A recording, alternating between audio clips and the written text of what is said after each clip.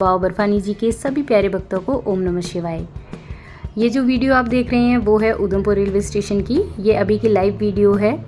Udhampur railway station पर श्री अमरनाथ जी यात्रा पर जाने वाले भक्तों के लिए RFID कार्ड बनना शुरू हो गए हैं। जैसा कि आप सभी भक्त जानते हैं कि कल यात्रा के लिए पहला जत्था रवाना होगा, तो जो भी भक्त उधमपुर से होकर यात्रा पर जाएंगे वो सभी भक्त यहाँ पर अपने RFID कार्ड बनवा सकते हैं। तो जो भी भक्त यात्रा पर आ रहे हैं वो कृपया इस वीडियो को देखें और अधिक से अधिक भक्तों के साथ इस जानकारी को शेयर करें, जिससे कि उधमपुर से आने वाले सभी भक्त उधमपुर रेलवे स्टेशन पर ही अपना RFID कार्ड बनवा सकें। जय बाबा बर्फानी जी, भूखे को अन्न, प्यासे को पानी जी।